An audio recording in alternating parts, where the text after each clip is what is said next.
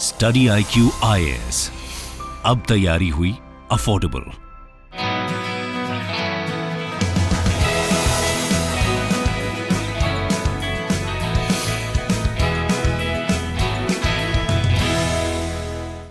अब हम बात करते हैं इलेक्टोरल रिफॉर्म्स की। ठीक है, इंपॉर्टेंट एरिया है ये भी। सबसे पहले तो इलेक्टोरल रिफॉर्म्स का मतलब क्या होता है विमान, क्या लगता है रिफॉर्मेटरी मेजर्स जी? इलेक्टोरल प्रोसेस से रिलेटेड जितने भी रिफॉर्मेटरी मेजर्स होंगे। भाई इलेक्शंस जो हैं वो डेमोक्रेसी का आधार है कि नहीं? हाँ, अगर elections he free and fair नहीं है, अच्छा फ्री इलेक्शन का क्या मतलब है? ये जो वर्ड हम कहते हैं कि इलेक्शंस जो हैं फ्री होने चाहिए एंड फेयर होने चाहिए, फ्री शब्द का क्या मतलब है बताइए कमेंट्स में सभी लोग।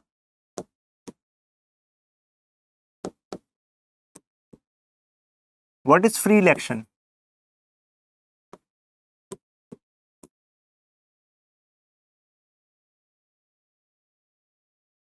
Freedom to voters, freedom to voter without any pressure, fair हो सभी कॉम्पिटिटर्स के लिए, कैंडिडेट्स के लिए जो भी इसमें पार्टिसिपेट करते हैं, राइट? तो यानी कि डेमोक्रेसी के लिए फ्री एंड फेयर इलेक्शन जरूरी होते हैं, ये तो बेसिक सी बात है, आपको पता ही है। ठीक है, हमारे यहाँ फ्री एंड फेयर इलेक्शन कराना, इसकी जिम्मेदारी किसकी है? इलेक्शन कमीशन ऑफ इंडिया की है, एज अ कॉन्स्टिट्यूशनल बॉडी है, इसी की जिम्मेदारी इंटीग्रिटी से पूरा पॉलिटिकल प्रोसेस हो, राइट? अब ये जो फ्री एंड फेयर इलेक्शन है, इसमें कौन से पॉइंट्स होते हैं? अगर आपको ये ना दिख रहा हो तो मैं थोड़ा इसको लिख देता हूं। ये है सक्सेसफुल गवर्नमेंट, सक्सेसफुल गवर्नमेंट। भाई अगर फ्री एंड फेयर इलेक्शन होंगे तो ऐसे में लोगों का विश्वास होगा ऐसी सरकार में, जब विश्वास होगा ऐसी सरकार में तो लोग उसकी जो पॉलिसीज है उसको सपोर्ट करेंगे, तभी ये गवर्नमेंट सक्सेसफुल गवर्नमेंट बनेगी। इंडिकेट विल ऑफ पीपल, भाई इलेक्शन जो है लोग की इच्छा को ही तो प्रदर्शित करते हैं कि हाँ भाई लोग ये चाह रहे हैं। एक्सेप्टेबिलिटी अमंग पीपल, जब लोगों की इच्छा शो होगी तो जाहिर सी बात है तभी लोग एक्सेप्ट करेंगे डिसीजंस को, राइट? लेजिटिमेट प्रोसेस, यानी कि ऐसा प्रोसेस जिसको लोग मानते हैं कि हाँ ये वैध प्रोसेस है। तो एक्चुअली ये postulates free and fair election by this process, यानी कि एक तो जो प्रोसेस है वो लेजिटिमेट हो, जनता की विल को प्रदर्शित करे, तभी जनता में एक्सेप्टेबिलिटी आएगी, एक्सेप्टेबिलिटी आएगी तो ही क्या होगा? सक्सेस ऑफ गवर्नमेंट होगा। क्लियर है बात? आवाज आ रही है? ये बात क्लियर है? यस और नो?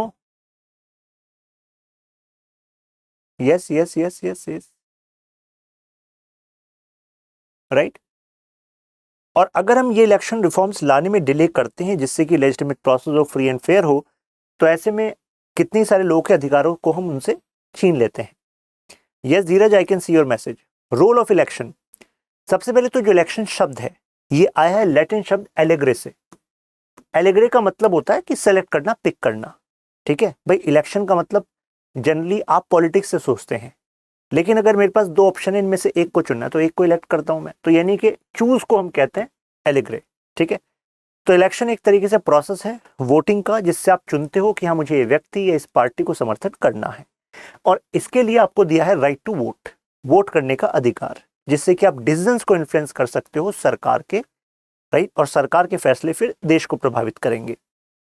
अब रोल पर हमारे पास कुछ पॉइंट होने चाहिए, जैसे कि इलेक्शन की जरूरत क्या है डेमोक्रेसी में।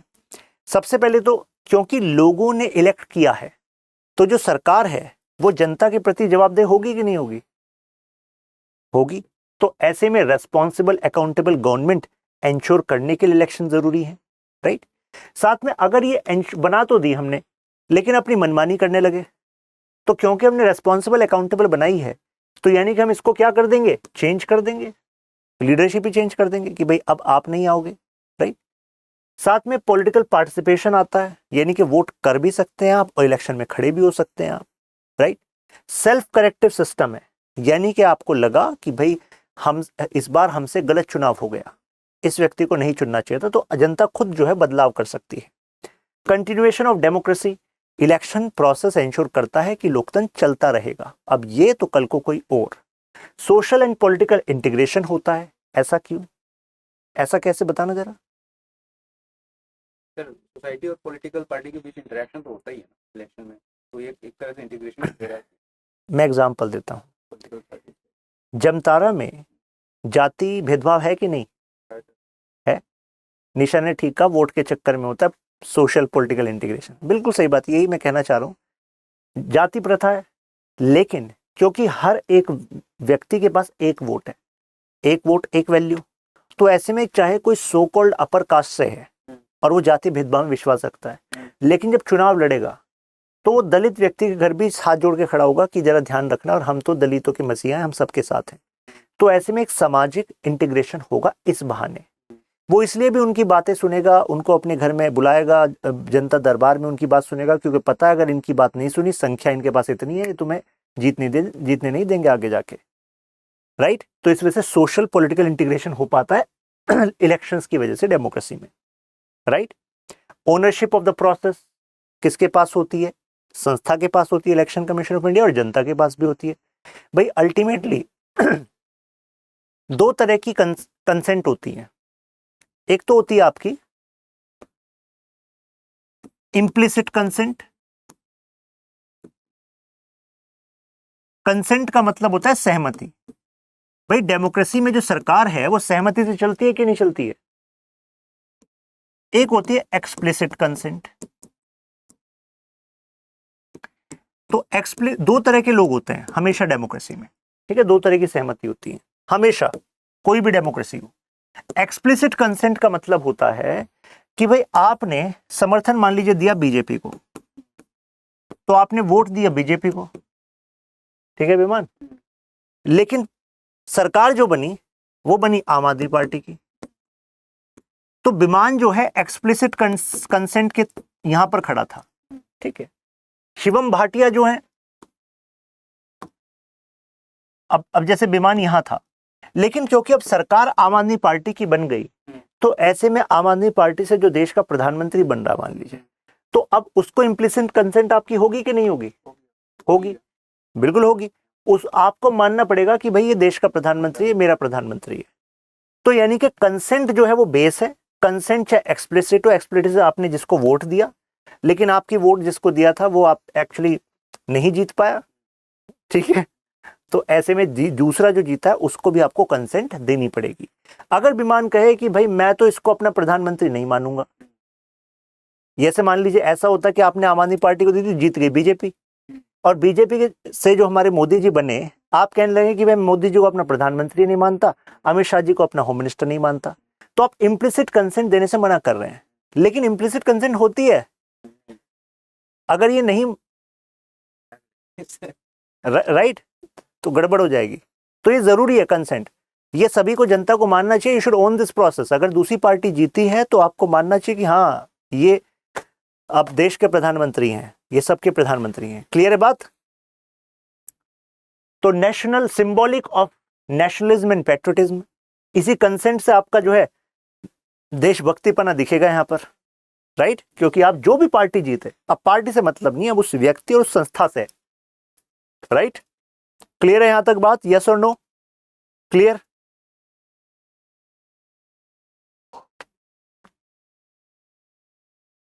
नाउ अब understanding the electoral process in India.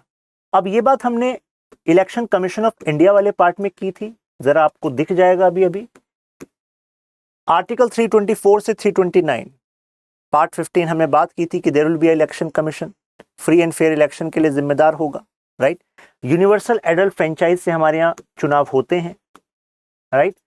18 साल से ऊपर जो भी व्यक्ति है और वो इलेक्टोरल रोल की सूची में आता है, तो ऐसे में वो वोट दे सकता है। There will be no discrimination on the basis of religion, race, caste, sex और any of them, right. Reservation seats होता है कि नहीं SC ST के लिए, बिल्कुल होता है, राइट। ये भी हमने बात की थी। साथ में कॉन्स्टिट्यूएंसी जो है डिलिमिनेट कैसे होती है, डिलिमिटेशन कमीशन होती है, वो कहती है भाई ये एरिया पे एक MP, ये पे एक MP, ये इस पर दूसरा MP, तो उस हिसाब से फिर वोटिंग होती है, राइट। अभी नंबर ऑफ जो कॉन्स्टिट्यूएंसीज है वो कब तक के लिए फ्रीज कर दी गई हैं, 2026 तक के लिए बताया था वहां पर मैंने, राइट। वोटिंग किस तरीके से होती है? First pass the post system से होती है। First pass the post system, ये सिस्टम क्या है जरा ध्यान दीजिए। मान लीजिए 100 लोग हैं, हम अपनी क्लास में FTPT का इस्तेमाल करके क्लास मॉनिटर बनाना चाह रहे हैं, और यहाँ पर गौरव, प्रियांश, आकाश, आकांक्षा, शिवानी ये कैंडिडेट आ गए, ठीक है। जैसे इन कैंडिडेट के नाम घोषित हुए, इन्होंने कहा कि हम कैंडिडेट, तो 50 लोगों ने कहा कि भाई हम तो वोट ही देने नहीं आएंगे। क्लियर है? तो 50 में तो हम तो वोट ही देने नहीं आएंगे कैंडिडेट्स को देखकर। अब उसके बाद मान लीजिए 15 वोट जो हैं वो शिवानी को मिल गए, और मान लीजिए 7 वोट गौरव के मिल गए, 8 आकाश को, इस तरीके से मिल गए। तो शिवानी को 100 में से केवल 15 लोगों ने सपोर्ट किया, लेकिन शिवानी के जो 15 वोट हैं वो बाकी से ज्यादा हैं। किसी के पास 6 वोट है, किसी के 7 हैं, किसी के पास 1 ही है। तो ऐसे में हमने कहा कि भाई जो इन जितने भी वैलिड वोट्स काउंट हुए, उन वैलिड वोट्स में सबसे ज्यादा वोट जिसके पास है वो जीता हुआ माना जाएगा। तो ऐसे में शिवानी जो है इस 100 मेंबर्स की क्लास की नेता बन गई है, लेकिन हालांकि जो इनके पास समर्थन है वो केवल 15 लोगों का है। ये सबसे आसान तरीका कहा जाता है इलेक्शन का, राइट। तो फर्स्ट पास्ट दी पोस्ट सिस्टम, सबसे ज्यादा जो संख्या है वोट की, जो उसको पालेगा, उसको पार कर देगा, वो जीतेगा। तो ये लोकसभा में यूज होता है, आपके MLAs के इलेक्शन में यूज होता है। फिर होता है प्रोपोर्शनल रिप्रेजेंटेशन, ये राज्यसभा इलेक्शन में यूज होता है, राष्ट्रपति में इस्तेमाल होता है, जैसे उपराष्ट्रपति में बताया था आपको वहां पर मैंने। Proportional representation, single transferable vote, यहां पर हम क्या करते हैं 1 2 3, हम बेसिकली चॉइसेस फिल करते हैं। याद है कि नहीं है? यस और नो? तो दोनों ही सिस्टम हमारे यहां डेमोक्रेसी में इलेक्शंस में यूज होते हैं, राइट। अब ये है differences. Country divided into small geographical units, constituencies, और वहां पर ये फर्स्ट पास द पोस्ट, ये आपकी कॉन्स्टिट्यूएंसी, दूसरी कॉन्स्टिट्यूएंसी। लेकिन प्रोपोर्शनल रिप्रेजेंटेशन लार्ज ज्योग्राफी पर सिंगल कॉन्स्टिट्यूएंसी माना जाता है पूरे एरिया को। जैसे अगर राज्यसभा में 31 सदस्य गए यूपी से, तो क्या वो किसी एक कॉन्स्टिट्यूएंसी को रिप्रेजेंट कर रहे हैं यूपी की? नहीं, उस समय यूपी ही पूरी एक कॉन्स्टिट्यूएंसी मानी जाती है, right. Entire country might be a single constituency, entire state can be a single constituency. One constituency one representative का सिस्टम होता है, लेकिन यहां पर मोर देन वन रिप्रेजेंटेटिव हो सकते हैं। जैसे यूपी से 31 हो गए, है कि नहीं? जैसे यहां से मान लीजिए किसी और से 3 हो गए, 4 हो गए, राइट। वोटर्स कैंडिडेट के लिए वोट करते हैं, यहां पर वोटर पार्टी के लिए वोट कर सकते हैं। कुछ देशों में ऐसा होता है पार्टी के लिए वोट करते हैं, और फिर एक लिस्ट बनती है, फिर लिस्ट में से डिसाइड होता है कि भाई कौन चुना जाएगा, ठीक है। ऐसा भी होता है। A party may be getting more seats than votes in the legislature. इसका क्या मतलब हुआ विमान, पता आपको? जैसे मैं आपको बता दूं, first pass the post system की वजह से होता क्या है, शिवानी को कितने वोट मिले थे? 50 लोग तो आए ही नहीं। 15 वोट्स मिले थे, 15 वोट्स मिले थे। तो 15 वोट्स मिले थे। ऐसी एक दूसरा बैच है, दूसरे बैच में कोई 12 वोट से नेता बन गया, ठीक है। तो इस तरीके से अलग अलग हमने देखा। कई बार ऐसा होता है कि केवल आप एक नंबर ज्यादा थे दूसरे से, और इस वजह से आप जो है रिप्रेजेंटेटिव बन गए। ऐसा होता है कई बार कि वोट परसेंटेज भले ही आपका कम है, नंबर ऑफ पीपल जो सपोर्ट कर रहे हैं वो कम है, लेकिन नंबर ऑफ सीट जो आपने जीत ली वो ज्यादा है। ऐसा भी हो जाता है, राइट। एग्जाम्पल, जैसे कि सेकंड नंबर, फर्स्ट नंबर पे जो भी हो, फर्स्ट नंबर मान लो शिवानी है, सेकंड नंबर पे मान लीजिए गौरव है। तो गौरव को यहां पर वोट मिले थे मान लो 10, दूसरी जगह देखा ऐसी गौरव की पार्टी को फिर 10 मिले थे, किस जगह 20 मिले थे, लेकिन 20 वाली जगह भी दूसरे को 21 मिले थे। तो इस तरीके से देखा जाए कि तो टोटल नंबर ऑफ वोट जो जितने मिले, टोटल वैल्यू वोट्स का, उसको हम कहते हैं वोट परसेंटेज। तो इससे पता लग जाता है भले ही गौरव की पार्टी जीती ना हो, लेकिन कितने सारे लोग गौरव को सपोर्ट करते हैं, right. Candidate who wins election may not get majority vote, जैसे कि शिवानी का था, शिवानी के पास मेजोरिटी वोट थोड़ी ना थी। मेजोरिटी वोट तो होती भाई जितने वोट्स पोल हुए उसमें 50% ज्यादा, यहाँ तो 15 ही वोट थी उनके पास। यूके इंडिया में जैसे इसका इस्तेमाल होता है, एवरी पार्टी एज a seat proportion percentage of the votes. जैसे मैंने आपको बताया, जैसे श्रीलंका का एक एग्जाम्पल है, वहां पर पार्लियामेंट्री कॉन्स्टिट्यूंसी में क्या है, लोग ना पार्टी के लिए वोट करते हैं, ठीक है। एग्जाम्पल देता हूं आपको, जैसे पार्टी ने एक कॉन्स्टिट्यूएंसी से लिस्ट निकाली, अलग अलग पार्टी की लिस्ट हो गई। मान लीजिए ये बीजेपी है, ये कौन है विमान, आम आदमी पार्टी झारखंड से हो, जेएमएम पसंद नहीं है क्या आपको? Party regional party Jharkhand Mukti Morcha, अच्छा आम आदमी पार्टी आप कहना चाह रहे हैं, चलो आम आदमी पार्टी है, ठीक है। तो अब किसी कॉन्स्टिट्यूएंसी से जो टोटल वोट्स होंगे, मैं बता रहा हूं प्रोपोर्शनल सिस्टम इस तरीके से भी होता है, हमारे देश में नहीं होता, लेकिन मैं आपको समझाना चाह रहा हूं तरीका, जिससे बेसिक डेफिनेशन आपको पता हो। मान लो यूपीएससी प्रीलिम्स में क्वेश्चन बना दे तो आपको पता हो, ठीक है। इसको हम लिस्ट सिस्टम भी कह सकते हैं, ठीक है। लिस्ट सिस्टम क्यों? क्योंकि यहां पर लिस्ट बनती है कैंडिडेट्स की। जैसे बीजेपी में पहली पॉइंट पे उन्होंने कहा मोदी जी, सेकंड पे कहा शाह, थर्ड पे उन्होंने कहा चलो शशांक को रख लेते हैं, फोर्थ पर उन्होंने कहा विमान को रख लेते हैं। इज्जत बढ़ा दी विमान आपकी, एक नंबर पर रखना चाहिए, ज्यादा नहीं होगा। चलिए फिफ्थ पे गौरव को रख लेते हैं। ऐसी जेएमएम से मान लीजिए सोरेन साहब हो गए, सेकंड शिवानी हो गई यहां पर, फिर निशा हो गई, मान लीजिए रोहित हो गए, अलग अलग लोग हुए, ये फोर्थ हो गया, फोर्थ पॉइंट। सिस्टम समझ लेना, कभी गलती नहीं करोगे। अब मुद्दा क्या था इसका, ऐसी आम आदमी पार्टी से अलग अलग हो गए। अब जैसे टोटल जो वोट हुई, अब इसमें पता लगा कि भाई बीजेपी को मान लो परसेंटेज ऑफ वोट मिली से 10% वोट मिली, ठीक है। ऐसी इसको कुछ अलग अलग परसेंटेज मिली, तो इसका मतलब होता है कि टोटल नंबर ऑफ सीट, मान लीजिए कॉन्स्टिट्यूएंसी में है, मान लीजिए से कम कर रहा हूं आपके लिए, मान लो 40 नहीं 30 करता हूं मैं, एक खास कारण से सीट ऐसे बना रहा हूं, 30 टोटल सीट है, ठीक है। टोटल सीट वहां पर उस कॉन्स्टिट्यूएंसी में, मान लीजिए बड़ी कॉन्स्टिट्यूएंसी, हमने कहा चलो 30 रिप्रेजेंटेटिव चुने जा सकते हैं, ठीक है। एक बड़ी डिस्ट्रिक्ट है उसमें हमने 30 सीट मान ली, ठीक है, समझने के लिए। 30 का 10% कितना होता है बताओ विमान? 3 होता है। तो यानी कि यहां पर जो टोटल 30 सीट है इस पार्लियामेंट में मान लो, तो यहां पर इस पार्लियामेंट में 3 सीट किसकी आएगी? बीजेपी की आएगी, ठीक है। अब 3 सीट जब बीजेपी की आएगी तो यहां पर जो लोगों ने वोट किया था, क्या वो किसी कैंडिडेट के नाम पर किया था या फिर कंपटीशन पार्टीज के बीच में था? कंपटीशन वाज बिटवीन पार्टीज और कैंडिडेट्स, पार्टी।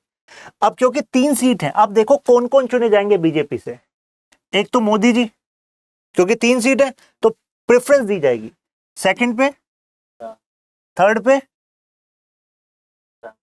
विमान तो गया। ठीक है, विमान चला गया। अब आप समझ गए होंगे क्यों मैं 40-30 में खेल रहा था, ठीक है।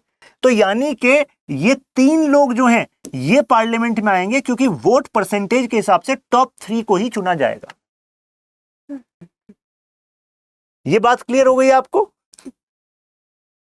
यस और नो?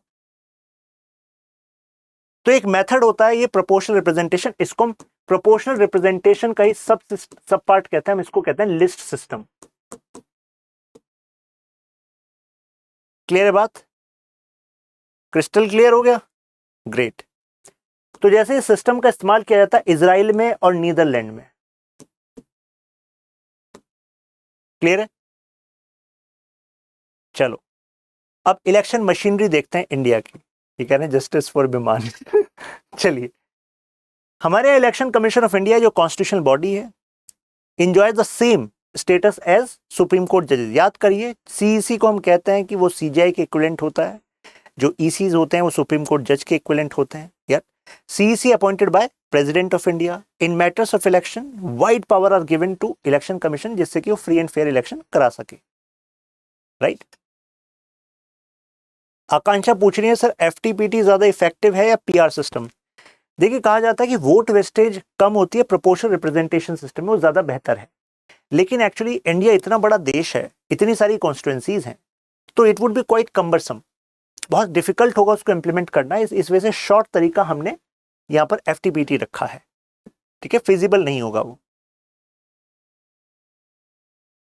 चलिए, process of election in India, पहले तो फाइलिंग होती है नॉमिनेशन की, ठीक है, या इससे करते हैं, चलिए फॉर्मेशन ऑफ रूलिंग पार्टी, नहीं रूलिंग पार्टी नहीं, मतलब कोई भी पार्टी आप फॉर्म कर सकते हो, कोई मैं आपने पार्टी फॉर्म करी है, इंडिपेंडेंट भी आप लड़ सकते हो। तो पहले आप फाइलिंग करते हैं नॉमिनेशन की, नॉमिनेशन फाइल समझते हैं, आप जाते हैं रिटर्निंग ऑफिसर के समक्ष कि सर मैंने पूरी फॉर्मेलिटीज फॉरवर्ड कर दी।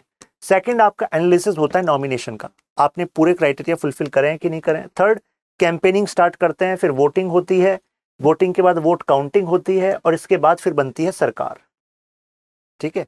तो ये होता है आपका इलेक्शन प्रोसेस, 6 स्टेज है। यस, रिटर्निंग ऑफिसर भी बोलते हैं क्योंकि इलेक्शन कमीशन कहती है कि इनकी जिम्मेदारी है कि पूरे इलेक्शन को कंडक्ट कराना, और इनके समक्ष ही आप एक्चुअली अपनी रिटर्न्स फाइल करते हैं विद रिस्पेक्ट टू इलेक्शन। आपको इलेक्शन एक्सपेंडिचर वगैरह भी सब फाइल करने होते हैं। चीफ इलेक्टोरल ऑफिसर, इस शब्द का मतलब क्या होता है? ये एक्चुअली ईसीआई नॉमिनेट करती है किसी ऑफिसर को स्टेट में, यूटी में, as chief electoral officer in consultation with state government कि भाई हम आपके इस अधिकारी को इस जगह पर नियुक्त करना चाहते हैं क्योंकि हमें जरूरत है, क्योंकि हम चाहते हैं कि ये सुपरवाइज करेगा इलेक्शन वर्क को रिगार्डिंग असेंबली और पार्लियामेंट्री कॉन्स्टिट्यूएंसीज, क्योंकि यही इलेक्शन तो करा रही है यहाँ पर ईसीआई स्टेट में। Returning officer responsible for conduct of election in parliamentary and assembly constituency. अब दोनों शब्दों में डिफरेंस देखिए, कई लोग समझते नहीं है। यहां पर चीफ इलेक्टोरल ऑफिसर को हम सुपरवाइज कराना चाहते हैं election at a larger scale, यहां पर हम कह रहे हैं स्पेसिफिक कॉन्स्टिट्यूएंसीज में, as per section 21 of representation of people act 1951। जैसे डीएम को बनाते हैं, राइट, रिटर्निंग ऑफिसर दूसरे अधिकारी को भी बना सकते हैं, it is not mandatory. District election officer, यानी कि इसका काम होता है डिस्ट्रिक्ट के लेवल पर इलेक्शन वर्क को सुपरवाइज करना, ठीक है। इसको डिस्ट्रिक्ट रिटर्निंग ऑफिसर भी बोल दिया जाता है, डीआरओ भी बोल दिया जाता है, ठीक है। डिस्ट्रिक्ट, अब फिर इलेक्शन रजिस्ट्रेशन ऑफिसर होता है जिसका काम होता है इलेक्टोरल रोल्स बनाना। इलेक्टोरल रोल्स का मतलब क्या होता है? वो सूची बनाना जिसमें दर्ज है कि इस क्षेत्र के मतदाता कौन है, राइट। प्रिसाइडिंग ऑफिसर होता है जो असिस्टेंस करता है पोलिंग ऑफिसर्स को, यानी कि ये कहाँ होता है? जो पोलिंग बूथ है वहां पर होता है प्रिसाइडिंग ऑफिसर, पोलिंग बूथ पर होता है जहां पर वोटिंग होती है, ठीक है, जिससे कि पोलिंग स्टेशन पर जो इलेक्शन है वो सुचारू रूप से चल जाए। एक ऑब्जर्वर होता है, जैसे कि आप अधिकारी हैं, दूसरे प्रदेश में आपको भेजा गया है ऑब्जर्व करने के लिए कि जो फंक्शंस एंट्रस्ट किए गए हैं कमीशन पे, क्या वो वैसे ही चल रहे हैं कि नहीं चल रहे हैं। आप डायरेक्टली रिपोर्ट करते हैं कमीशन को, बीच में कोई नहीं। अब प्रॉब्लम्स क्या है इलेक्शन से रिलेटेड हमारे देश में? सबसे पहले तो फाइनेंसिंग का इशू है, यानी कि इतना ज्यादा पैसा लगता है। अब जैसे मैं और विमान दोनों इलेक्शन लड़ रहे हैं एक ही कॉन्स्टिट्यूएंसी से, अब मेरे पास तो पैसा है नहीं, आप पे पैसा बहुत ज्यादा है, तो मैं ईमानदारी से कह रहा हूं कि जनता को कि ये बदलाव लाएंगे, गुड गवर्नेंस लाएंगे, स्वराज ये समझा रहा हूं, और सीधा विमान कहते हैं कि देखो अगर मुझे जिता दिया तो हर सैटरडे संडे तो यहाँ पर सेंट्रल पार्क में हुआ करेगी पार्टी, ठीक है, जिसमें आपको ये सारी सुविधाएं मिलेंगी, नाच गाना होगा। तो ऐसे में जो यूथ है, जो विमान के विचारों से बड़ा प्रभावित हो सकता है, वो कहेगा बस इन्हें जिताना है, ठीक है।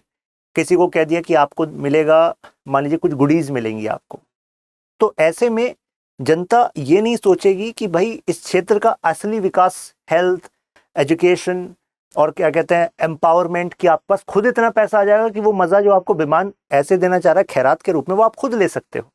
लेकिन जनता किससे इंप्रेस हो जाएगी? आपसे हो जाएगी, है कि नहीं? तो ऐसे में अब आपके पास ज्यादा पैसा है, अब जीतना औरों को भी है, वो कहेंगे चलो हम भी फाइनेंसिंग करते हैं। फाइनेंसिंग के लिए उद्योगपति पे जाएंगे, आप हम हमारे पास पैसा लगा दो, हमें 1 करोड़ रुपए दे दो। उद्योगपति कहेगा मुझे क्या फायदा है? तो वो उद्योगपति कहेगा जब मेरा काम आएगा तो फिर उसको आपको करना पड़ेगा, मुझे कुछ रिलैक्सेशन दिलानी पड़ेगी सरकार से, कुछ छूट दिलानी पड़ेगी, कहीं टैक्स कम करा देना। तो ऐसे में एक तरीके से नुकसान किसका होने वाला है? जनता का होना है, नुकसान तो जनता का ही होना है। तो ऐसे में ब्लैक मनी बनता है, इससे करप्शन बढ़ता है, राइट। मसल पावर का इस्तेमाल होता है, वायलेंस होता है, प्री इलेक्शन इंटिमिडेशन होता है, डराया धमकाया जाता है कि देखो जीतने तो मैं ही वाला हूं, मुझे वोट नहीं दी तो ध्यान रखना तुम्हारे काम नहीं हो पाएंगे, फिर मेरे पास मत आना रोते रहते अगर कुछ हो गया आपको। तो इस तरीके से धमकियां दी जाती हैं, बोथ कैप्चरिंग, रिगिंग कराई जाती है, right, many parts of the country. हालांकि इसमें काफी हद तक सुधार हुआ है, लेकिन अभी भी ये चीजें होती हैं देश में। मिसयूज ऑफ गवर्नमेंट मशीनरी, आपकी सरकार है तो आप अधिकारियों का ही प्रयोग कर रहे हो इलेक्शन कैंपेनिंग में, सरकारी गाड़ियों का प्रयोग कर रहे हो इलेक्शन कैंपेनिंग में, तो एक तरीके से ये तो गलत हुआ ना। गवर्नमेंट मशीनरी का इस्तेमाल कर रहे हो आप अपने एडवर्टीजमेंट कराने के लिए, पर्सनल जनता को आपकी पार्टी के मुद्दों से जोड़ने के लिए। तो एक तरीके से जनता के पैसे का प्रयोग कर रहे हो, अपनी राजनीति को निखारने के लिए कर रहे हो। तो एक तरीके से ये भी क्या है, मिसयूज ऑफ गवर्नमेंट मशीनरी है ना। तो ऐसे में नेशनल कमीशन जो बनी थी review of working of constitution, उसने कहा था कि जो हाई कॉस्ट है इलेक्शंस की हमारे देश में, ये भी एक बड़ा रीजन है हमारे देश में पब्लिक करप्शन के लिए।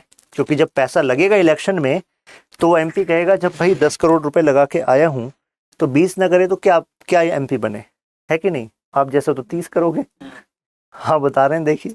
Now criminalisation of politics and politicisation of criminals. Candidates जो क्रिमिनल रिकॉर्ड से आते हैं वो इलेक्शन कंटेस्ट करते हैं और फिर जीत भी जाते हैं। उसका कारण क्या है, पॉलिटिकल पार्टीज चाहती हैं जिताऊ कैंडिडेट्स। जैसे कि मैं खुद बताऊं, कुछ पार्टी जो अल्टरनेटिव पॉलिटिक्स की मांग मतलब मुद्दे पर आई थी, नाम नहीं लूंगा, तो उन्होंने दिल्ली में इलेक्शन लड़ा। तो पहले वाले इलेक्शन में उन्होंने बहुत ही सीधे साधे लोगों को वोट दिया, वो टिकट दिया और वो जीत गए। दूसरे वाले में उनको लगा कि यार पिछले वाले में 28 ही सीट आ पाई थी, अब तो ज्यादा सीट बढ़ानी पड़ेंगी, सरकार बनानी मुश्किल हो गई थी। तो ऐसे में कुछ सीट्स पे उन्होंने देखा किस तरह के लोग जीतते हैं, अच्छा इस सीट पे इस तरह के लोग जीतते हैं, तो दूसरी पार्टी से लोगों को अपने पास लाए, कहा कि वो तो तुम्हें टिकट नहीं दे रही, देगी तो आप जीत नहीं पाओगे, मैं टिकट दे रहा हूँ जीत जाओगे, और वो जीत गए। तो एक तरीके से पार्टी जो है वो भी क्रिमिनल बैकग्राउंड के लोगों को टिकट इस वजह से देती हैं क्योंकि क्रिमिनल बैकग्राउंड के लोग जीत हासिल करा देते हैं। और अल्टीमेटली आपको लोकसभा में या विधानसभा में नंबर्स चाहिए, नंबर्स रहेंगे आपके फेवर में तो आप सरकार बना पाओगे। तो इस वजह से भी ऐसा होता है। नेक्सस चलता है पॉलिटिशियंस और क्रिमिनल्स के बीच में, ये हर पार्टी में देखा जाता है, ठीक है विमान। नॉन सीरियस कैंडिडेट्स आ जाते हैं पॉलिटिकल पार्टी में। नॉन सीरियस कैंडिडेट का मतलब कि actually they are not concern about elections, they are not concern about even winning. आपको कि ये क्या, जैसे कि मैं इलेक्शन लड़ रहा था, विमान भी इलेक्शन लड़ने खड़े हो गए, विमान को जीतना नहीं है इलेक्शन, ऐसे ही खड़े हो गए। क्यों, विमान को लगा अगर मैंने सर की 1000 वोट भी काट ली, ऐसे ऐसे वादे देकर कि सेंट्रल पार्क में ये होगा, तुम्हें ये फ्री में मिलेगा, ये करेगा, तो भी सर को तो नुकसान पहुंचा दिया ना। तो इसको हम कहते हैं वोट कटाऊ कैंडिडेट। जीतने वाला नहीं है, जिताऊ कैंडिडेट नहीं है, वोट कटाऊ कैंडिडेट है।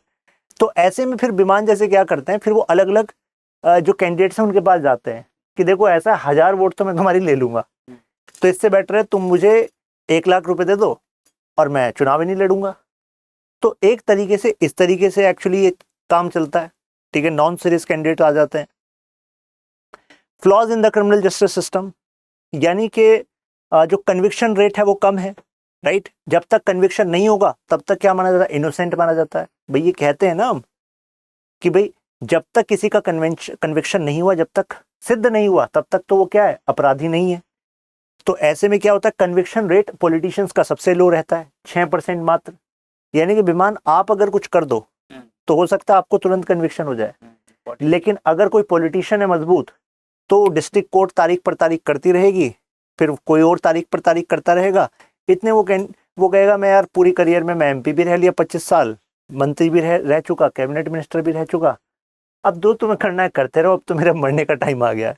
तो कहने का मतलब ये है कि इस तरह का कन्विक्शन रेट लो रहता है, ठीक है। Huge percentage of accuse criminal background से रहते हैं और अनपनिश्ड रहते हैं, उन्हें सजा ही नहीं होती।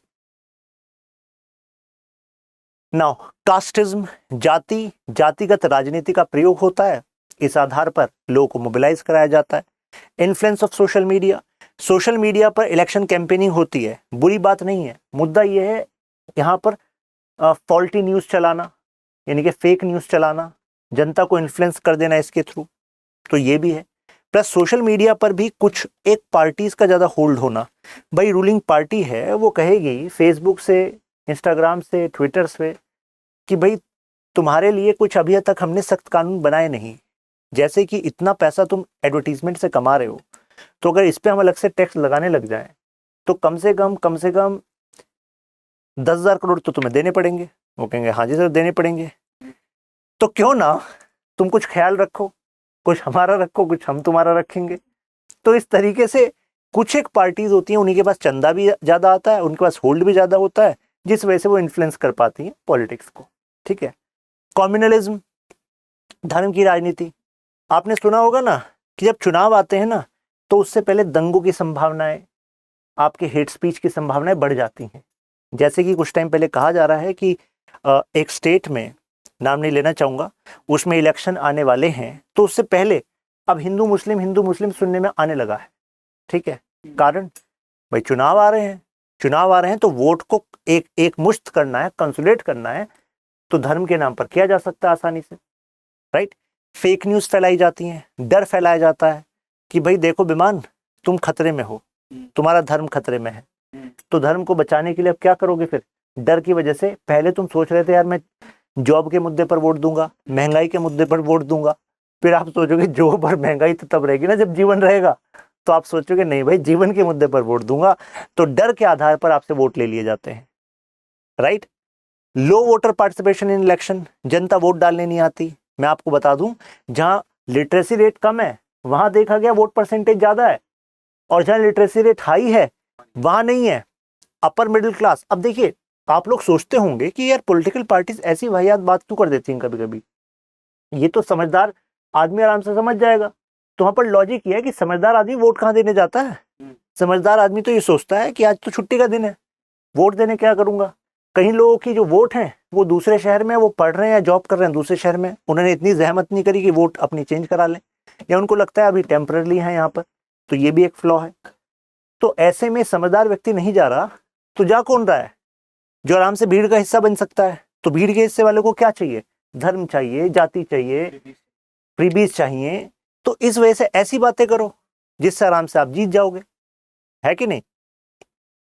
फ्रीबीज मिलती है, लैपटॉप बांट दिए जाएंगे जी, सोने का मंगलसूत्र मिलेगा आपको, लोगे कि नहीं लोगे?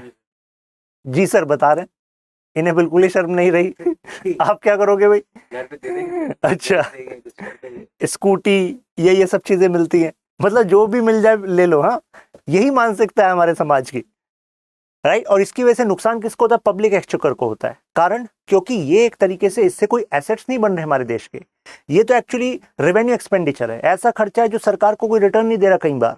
तो इससे नुकसान है, आपका ही नुकसान है, क्योंकि यहां वो पैसा कम होगा तो सरकार प्यार से आपका जीएसटी बढ़ा देगी, इनकम टैक्स बढ़ा देगी, और वो पैसा दूसरी तरीके से आपसे वसूल लेगी, है कि नहीं। Problem with electoral bond, electoral bonds आए तो लगा अब इलेक्शन फंडिंग में ट्रांसपेरेंसी आ जाएगी। एक्सचेकर का मतलब होता है राजस्व, मतलब वो एक तरीके से गवर्नमेंट फंड से वो पैसा जा रहा है। इलेक्टोरल बॉन्ड 2017 में इंट्रोड्यूस किए गए और कहा कि अब फंड रेजिंग जो हमारे देश में वो क्लीन हो जाएगी। मैंने भी इंटरेस्ट लिया कि भाई ये क्या, कैसे क्लीन हो जाएगी, जरा समझें इसको। तो ऐसे में neither the donor nor the political party is required to provide information who made the gift. तो क्या गजब ट्रांसपेरेंसी आएगी। डोनर को नहीं है अपना नाम देना, जैसे कि मैंने एग्जांपल दिया था आपको एक क्लास में कि आप एसबीआई से 5 लाख का इलेक्टोरल बॉन्ड लेकर आए, आपके अकाउंट से पैसा गया, 1 नंबर का पैसा है उस पर, लेकिन आपका नाम नहीं लिखा। आपने कहा मैं इस पैसे को आम आदमी पार्टी को देने जाऊंगा। रात को वाइफ ने इलेक्टोरल बॉन्ड रखा, सुबह ऑफिस के लिए हो गई, बीजेपी को दे आई, तो बीजेपी को चला जाएगा वो। तो ना तो बियरर का मतलब बियरर बॉन्ड है, जिसके पास वो है उसको वो उसका इस्तेमाल कर सकता है, और पार्टी भी उसका जो किसको पार्टी भी उसके बारे में इलेक्शन कमीशन को ऑफिशियली नहीं बता रही है किस रूट से आया है, क्योंकि पार्टी के पास भी ये डिटेल नहीं है कि किस अकाउंट से मतलब इसको खरीदा गया है। ऐसा भी हो सकता है मैंने 5 लाख का बियरर बॉन्ड लिया, मतलब इलेक्टोरल बॉन्ड लिया, बियरर का मतलब था जिसके पास वो है, और विमान को यार मेरी तरफ से दे आना उस पार्टी को, तो ऐसे में आप दे आए उस पार्टी को, गवर्नमेंट को पता रहेगा, गवर्नमेंट को पता रहेगा, बस इलेक्शन कमीशन को तो नहीं पता लग रहा ना। मुद्दा ये है transparency, right. It undermines political financing openness. Issuing company state bank of India है, गवर्नमेंट रन ऑर्गेनाइजेशन है, तो इस वजह से गवर्नमेंट के पास ये पता रहेगा कि हाँ कहां से पैसा जा रहा है, और जिस अकाउंट में आएगा उस अकाउंट का भी पता रहेगा, उसका पता रहेगा। लेकिन ट्रांसपेरेंसी एंश्योर करने की जो इलेक्शन कमीशन ऑफ इंडिया उसके पास नहीं आ रहा। लेकिन इससे एक ये फायदा होगा कि 1 नंबर में जो फंडिंग है वो शो होगी। लेकिन क्या इसका मतलब ये है कि अदर तरह की फंडिंग बंद हो गई है देश में? वो तो बंद नहीं हुई, लेकिन फिर भी एक प्रयास है, लेकिन इसमें सुधार होना चाहिए। Fear of retaliation among contributors as government can hunt for the identity of anonymous donors at any moment. भाई जैसे मैंने 5 लाख का क्या 5 लाख का इलेक्ट्रल बॉन्ड लिया, 5 नहीं सर, बड़ा है। बड़ा अमाउंट लूँ 5 ही लूंगा, 5 लाख का लिया, मैं बीजेपी के अकाउंट में डालना चाह रहा था, विमान ने वो चुरा लिया, विमान जाकर आम आदमी पार्टी को दे आए। तो अब गवर्नमेंट को ये पता है कि इस अकाउंट से खरीदा गया था इलेक्ट्रल बॉन्ड, और ये इलेक्ट्रल बॉन्ड आम आदमी पार्टी के अकाउंट में सबमिट हुआ, मतलब एसबीआई को पता है, एसबीआई के डेटा से पता है। तो ऐसे में अगर रिटेलिएट करने पे आ जाए तो मेरे खिलाफ रिटेलिएट कर सकती है, नहीं कर सकती है? यस और नो?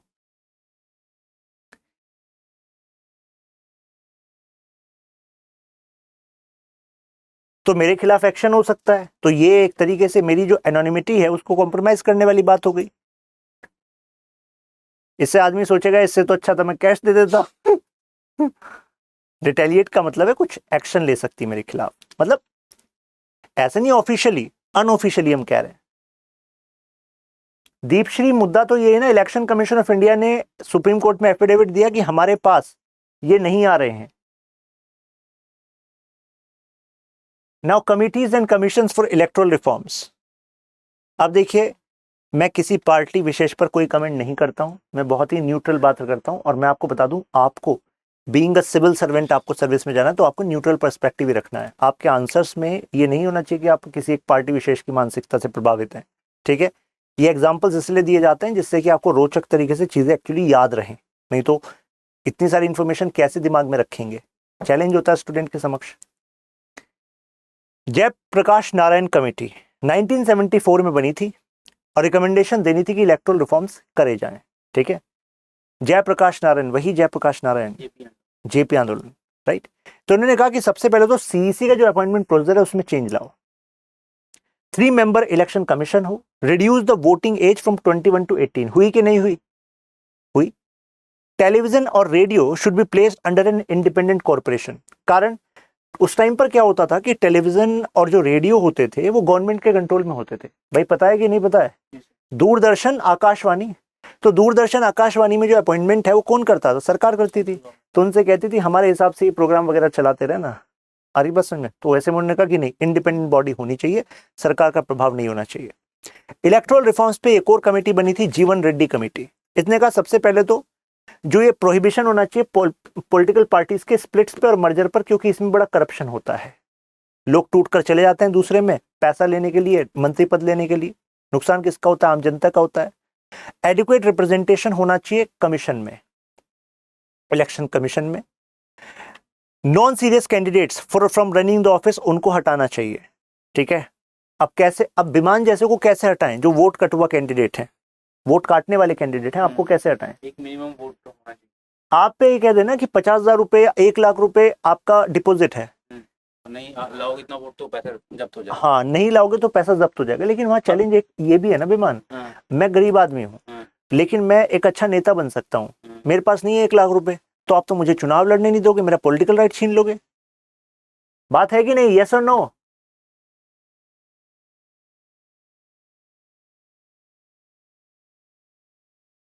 तो इस वजह से फिर हम बढ़ा भी नहीं सकते। लेकिन इन्होंने रिकमेंडेशन दी, बढ़ा दो इसको। डिपेंड करेगा कि भाई कहां तक बढ़ाएं। अब एक पूछ रहे हैं कि सर नॉन सीरियस कैंडिडेट का पता कैसे लगेगा? पता करना ही नहीं है ना, पहले आप बढ़ा, जो अगर लिमिट अच्छी रख दोगे आप सिक्योरिटी की, तो एक्चुअली जो नहीं जीतने वाला वो एक्चुअली खुद ही मतलब सोचेगा कि यार क्यों, मेरा तो वैसे कोई मुझे 1 लाख रुपए देगा, हटने के बाद में शायद कोई ना भी दे, वो कहेगा तुमसे कोई फर्क नहीं पड़ने वाला हमें। तो ऐसे में ये और पैसे चले जाएंगे, right? To prevent political criminalization, यानी कि कमीशन ने प्रपोज किया कि कोर्ट ऑर्डर्स करे in relation to those people जो कि क्रिमिनल बैकग्राउंड्स हैं, वो एक्चुअली पॉलिटिक्स में ना आए। दिनेश गोस्वामी कमेटी, यानी कि 3 कमेटी आपको दिमाग में आ गई होंगी, जयप्रकाश नारायण अभी, जीवन रेड्डी कमेटी, तो जे डी दिनेश, हाँ, दिनेश गोस्वामी कमेटी।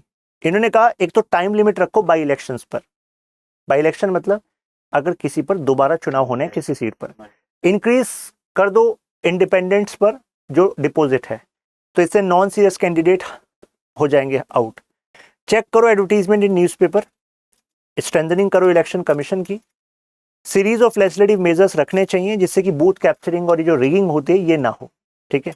अमेंडमेंट करो एंटी डिफेक्शन लॉ में जिससे कि स्ट्रिक्ट इंप्लीमेंटेशन हो सके डिस्क्वालिफिकेशन में। जैसे एक केस आपको बताया था जब मैं एंटी डिफेक्शन पढ़ा रहा था कि वो पार्टी चेंज करके दूसरी पार्टी में आ गए, फिर मिनिस्टर बने हुए 3 साल से, अब कार्यकाल पूरा हो गया, लोग चिल्लाते रहे एंटी डिफेक्शन लगा दो, एंटी डिफेक्शन लगा दो। स्पीकर ने कहा अभी तो पता नहीं है एंटी डिफेक्शन का, सोच रहे हैं हम इस पर।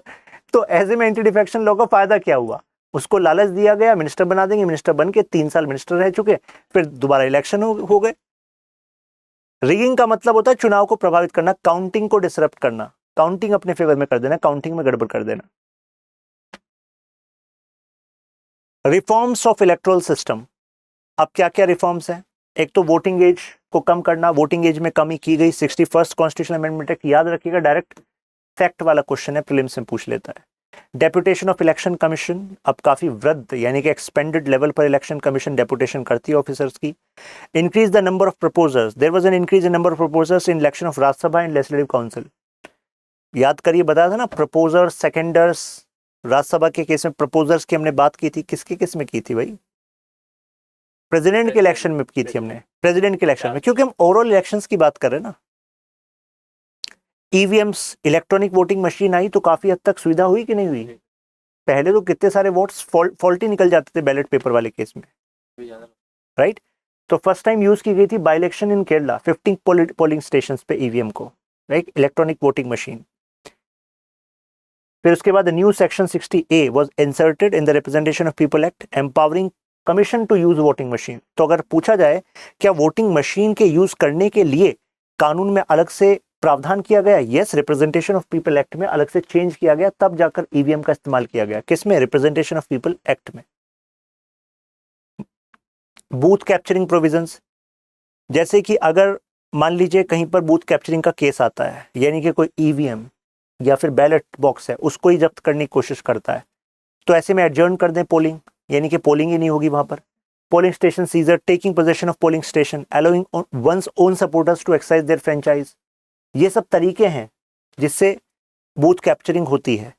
यानी कि आप पोलिंग स्टेशन को जब्त कर लें, कह दें केवल मेरे सपोर्टर ही वोट डालेंगे और कोई वोट नहीं डालेगा, थ्रेटन करें इलेक्टर्स को, सीजर करें एक्चुअली लोगों को, राइट। जैसे मैं एक केस बताऊं आपको, मैं बता रहा था ना आपको मिस्टर बचतर सिंह, वो एक किस्सा बता रहे थे कि जब वो डिस्ट्रिक्ट मजिस्ट्रेट थे यहाँ पर यूपी में एक जगह, तो एक पॉलिटिशियन थी फूलन देवी, नाम सुना है जी, जो पहले डेकॉइट थी फिर बाद में पॉलिटिशियन बनी थी। तो बता रहे थे कि एक दिन मतलब इलेक्शन कमीशन की ड्यूटी थी उनकी, तो वो जिस टाइम इलेक्शंस होंगे ना तो आप डिस्ट्रिक्ट मजिस्ट्रेट हैं तो बहुत बिजी रहते हैं, आप इधर से उधर पूरा काफिला लेके आपको इंश्योर करना पड़ता है, बहुत दबाव का टाइम होता है। तो उस टाइम पर वो गेस्ट हाउस में रुके ही थे, करीब 4 बजे के आसपास, लंच उन्होंने उस दिन किया नहीं था, टाइम नहीं मिला। जैसे ही बैठे लंच के लिए, फूलन देवी आती हैं अपने कुछ समर्थकों के साथ, कहती हैं कि सर आप यहाँ पे लंच कर रहे हैं, वहाँ पे जो है यहाँ पर एक एरिया से पूरी की पूरी बस्ती में लोगों को गायब कर दिया गया है जो लोग फूलन देवी के सपोर्टर थे। तो ऐसे में उन्होंने पूछा कंट्रोल रूम पे कि भाई जो उस एरिया के जिनको उन्होंने जिम्मेदारी दी थी एसडीएम को कि भाई क्या स्टेटस है, तो उन्होंने कहा सर मैं बीडीओ से पूछता हूँ। बीडीओ से पूछा, बीडीओ ने कहा सर सब ठीक है। इन्होंने कहा कि नहीं सर मेरे पास पुख्ता जानकारी है, समर्थकों ने कहा वहां से लोगों को ही उठा लिया गया है, इलेक्शंस को प्रभावित किया जा रहा है।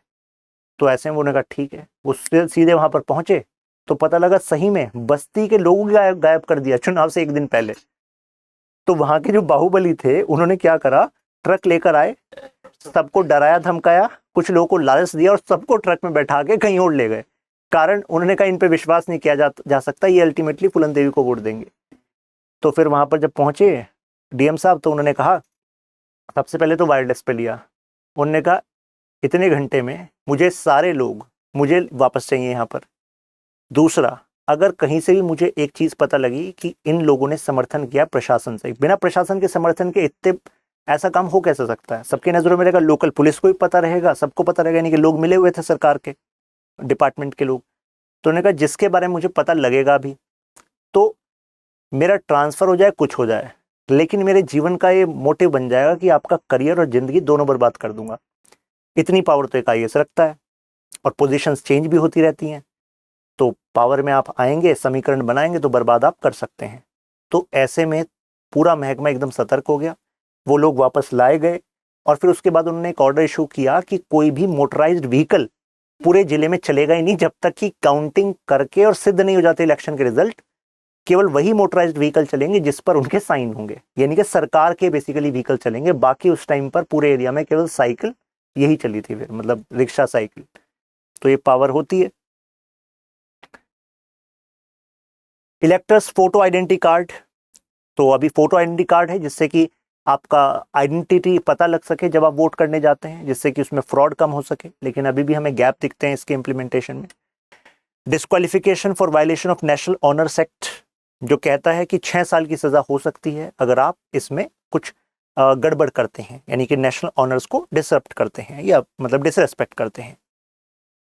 डिस्क्वालिफिकेशन भी हो जाएगी आपकी, और for 6 years for contesting in parliament, state legislature. Model code of conduct, ये सेट ऑफ गाइडलाइंस हैं, याद करिए, इससे क्वेश्चन भी मैंने पूछा था। कब से लागू होता है? जब से चुनाव डिक्लेयर होता है। कब तक होता है? जब तक रिजल्ट ना आ जाए। ठीक है, तो जो डायरेक्शन इलेक्शन कमीशन देता है उसके हिसाब से चलना पड़ता है। लेकिन क्या एनफोर्सेबल बाय लॉ है? नहीं, राइट। पहली बार 1971 में हमने यूज किया, रिवाइज किया इसको बार बार, यानी कि नए नए नॉर्म्स जो है इलेक्शन कमीशन लाता रहा। ठीक है, इवॉल्व करता रहा प्रिंसिपल्स को।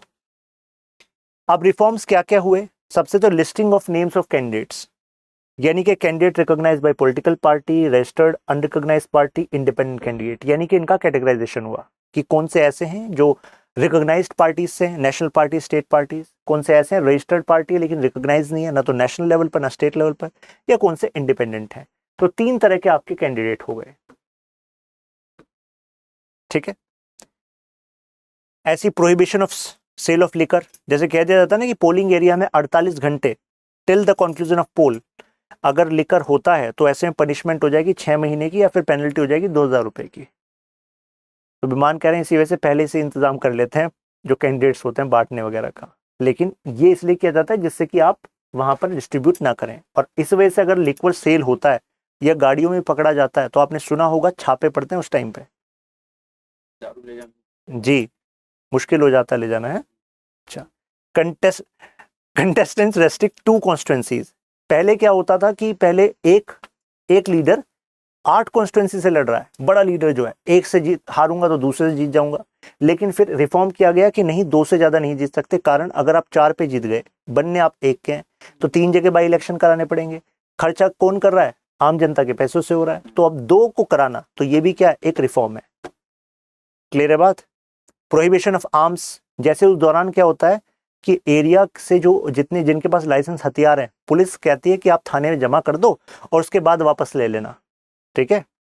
Death of a candidate would not affect elections, यानी कि if the dead candidate belong to a recognized party, the party in question would be granted 7 days to select a replacement candidate, यानी कि 7 दिन उनको दिया जाएगा कि आप अपना रिप्लेसमेंट कैंडिडेट चुन लो।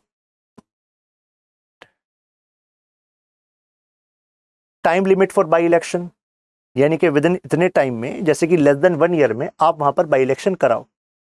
ईसी सर्टिफाई करती है। बाई इलेक्शन का मतलब होता है उस जगह से या तो कैंडिडेट डिस्क्वालीफाई हो गया, रिजाइन कर दिया, या डेथ हो गई, तो लोगों का अधिकार है कि भाई उनका रिप्रेजेंटेटिव होना चाहिए।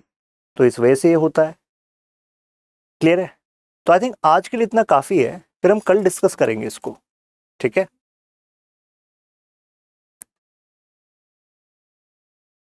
इसको एक बार रिवाइज कर लीजिएगा आपकी पीडीएफ में, बस गो थ्रू कर लेना, दिमाग में पॉइंट स्ट्रक्चर होने चाहिए कि रिफॉर्म पे क्वेश्चन आए तो हाँ मेरे पास 8-10 पॉइंट हैं तैयार।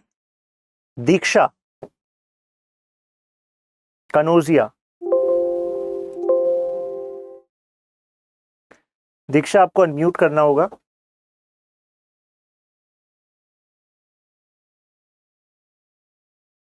Sir, am I audible? Yes you are Diksha. Okay, first of all, thank you so much, sir. आज आपको मैसेजेस दिख गए। थैंक यू दीक्षा, आपने प्रयास भी बड़े एक्सपेंडेड लेवल का किया था आज। हाँ जी सर। सर एक तो मेरा ना क्वेश्चन है जो आपने कल पूछा था कि अगर कोई ब्यूरोक्रेट ड्रीव आउट किया जाता है करप्शन प्रैक्टिसेस की वजह से इलेक्शन में, तो क्या वो नहीं मतलब करप्ट प्रैक्टिसेस की वजह से अगर उसको अपना ऑफिस लीव करना पड़ जाता है तो क्या वो इलेक्शन में पार्टिसिपेट कर सकता है? तो सर ये आरपीए एक्ट में मैंने चेक करा था, इसमें लिखा था एनी पर्सन। तो इसके अंदर तो एनी पर्सन के अंदर तो कोई भी आ सकता है, तो इसका आंसर आई थिंक कि हाँ उसको डिबार किया जा सकता है। लेकिन हम जनरली प्रैक्टिस में देखते हैं कि करप्ट लोगों को मिल जाता है चांसेस इलेक्शन में होने का। जैसे एक अभी केस है जो कि पंजाब के MP हैं सिमरनजीत सिंह जी, उन्होंने बोला था कि खालिस्तान को सपोर्ट किया था उन्होंने, लेकिन उनको फिर भी पार्टी ने टिकट दिया और वो जीत भी गए। तो सर ये क्या वायलेशन नहीं है RPA एक्ट का? अब जरा RPA एक्ट की जो लाइन है जरा वो मुझे बताइए, पूरी लाइन क्या कहती है? सर एक्चुअली पढ़िए पूरी मैंने लाइन। ना पूरी लाइन नहीं लिखी थी, अभी रेफर कर लीजिए। मैं आपको इससे आपको पता लग जाएगा कि किस तरीके से स्टेटमेंट का मीनिंग आपको मतलब समझना चाहिए। पूरी लाइन क्या है एक्चुअली मुझे मैं बताता हूँ, आप सर्च करना। हाँ बोलिए। जो लाइन थी सर वो ये है, a person found guilty of any of the following shall be disqualified for a period of 6 years to contest election after release from jail. मतलब लाइन ये थी, और इसके अंदर ये पॉइंट था कि ब्राइबरी का केस हो गया, जैसे bribery is also a corrupt practice as I think, और इसमें काफी सारे मतलब क्रिमिनल केसेस है अगेंस्ट विमेन। तो मतलब this was the line which I thought कि ये इसके अंदर कंसीडर होगी। वो स्टेटमेंट जो मैंने आपको बोली थी, मैंने कहा if a government employ is terminated on the charges of corruption. एक होता है टर्मिनेशन, एक होता है खुद रिजाइन दे देना। दोनों बातों में डिफरेंस है।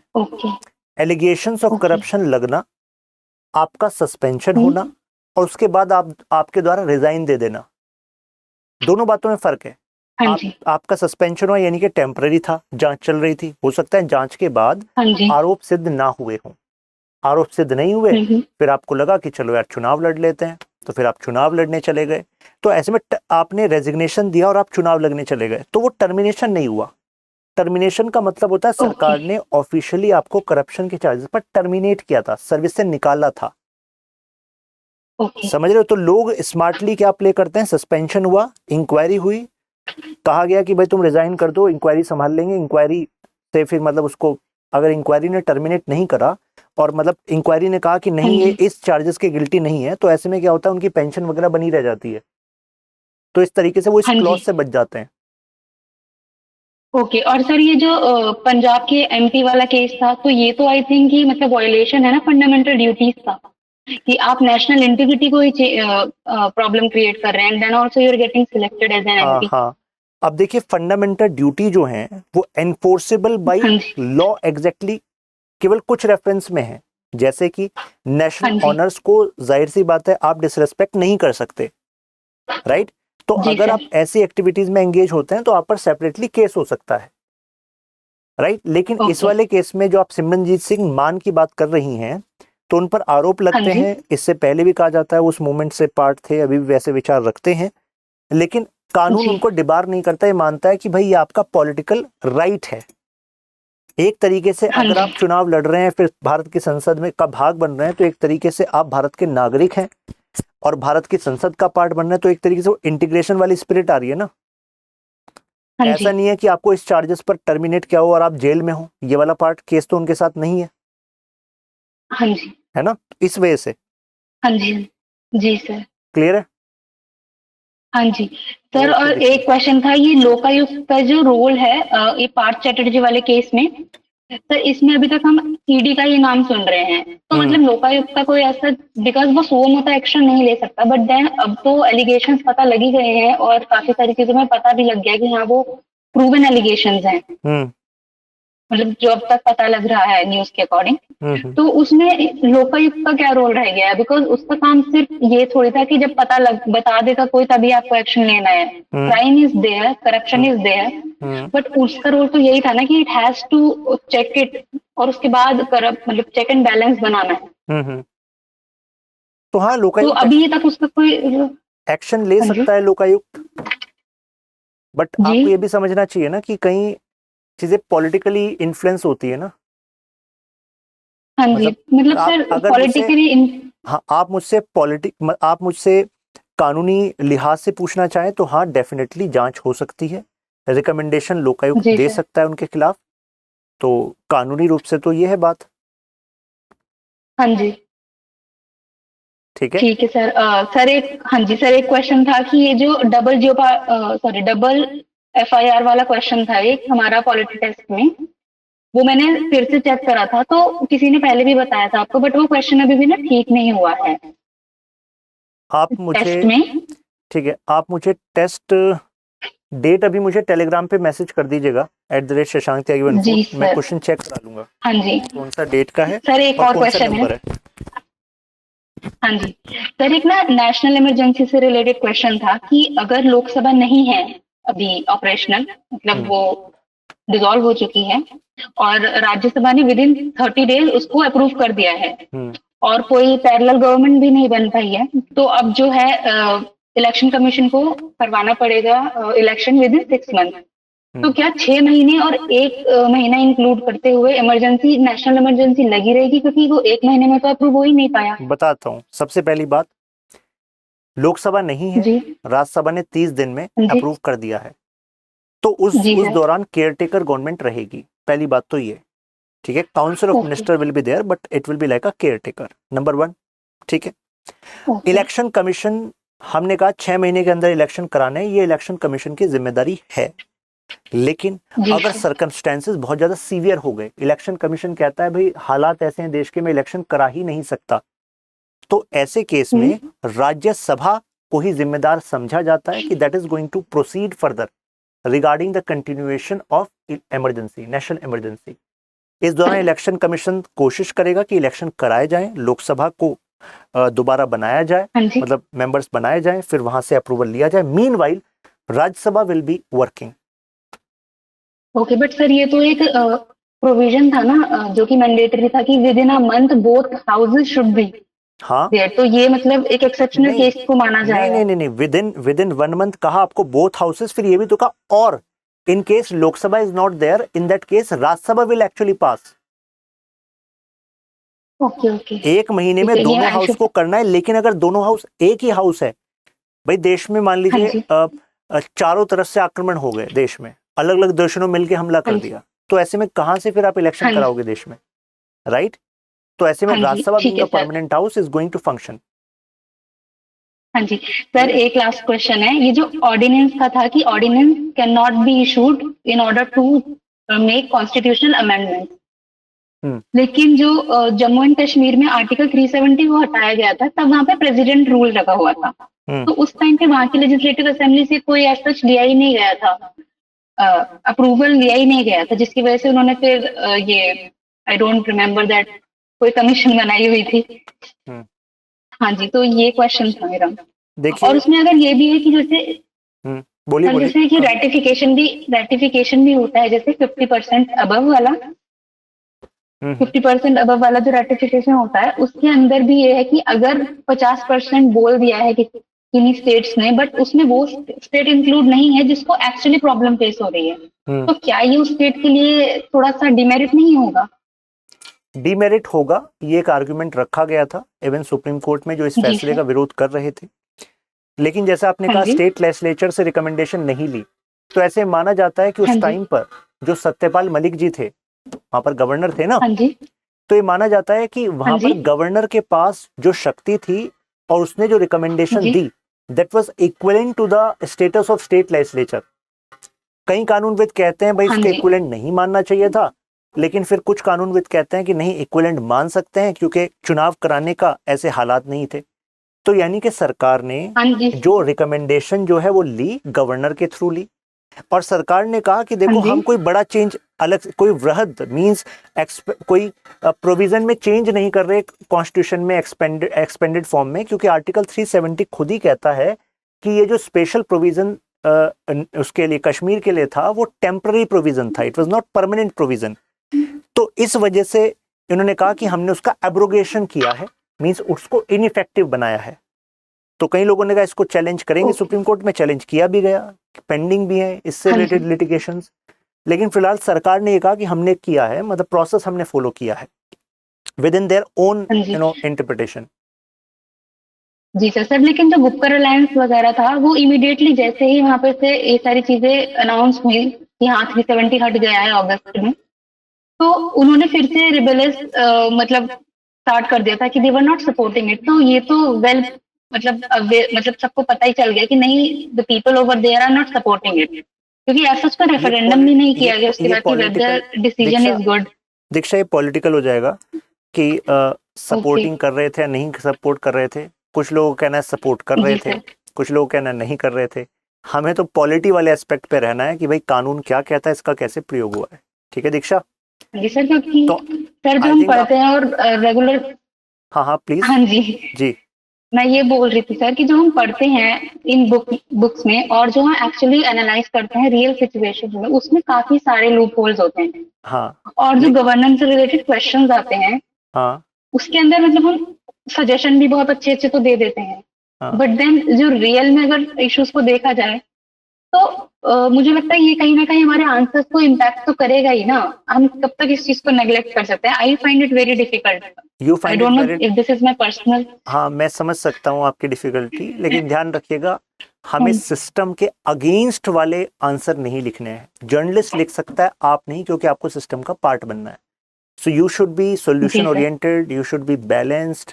तो वो पर्सपेक्टिव आपको रखना पड़ेगा। हाँ, ये नहीं कह रहा कि अपना दिमाग बंद कर लो, आंखें बंद कर लो, ऑब्जर्वेशन रखो और उस पर सोचो कि हाँ सिस्टम का पार्ट बनना है और ये अभी हुआ है और इस पे आपके विचार हैं। ठीक है, लेकिन उसको फिर भी बैलेंस वे में रखने की कोशिश करो।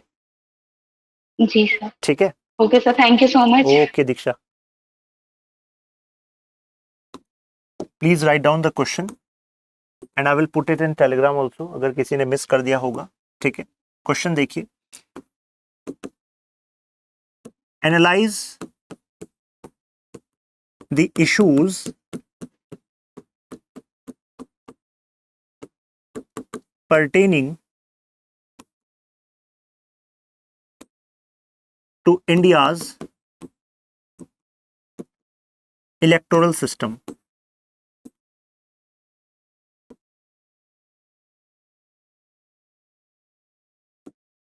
And suggest measures for the same.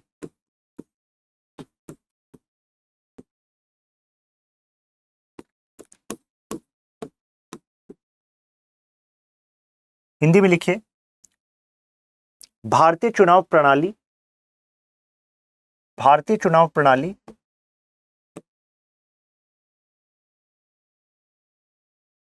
से संबंधित मुद्दों का विश्लेषण करते हुए समाधान दीजिए। Yes, 200 words. भारतीय चुनाव प्रणाली से जुड़े मुद्दों का विश्लेषण करते हुए समाधान दीजिए। क्लियर है? जैसे आप लिख लें मेंशन डन, डन। चलिए फिर मिलते हैं। स्टडी IQ IAS, अब तैयारी हुई अफोर्डेबल।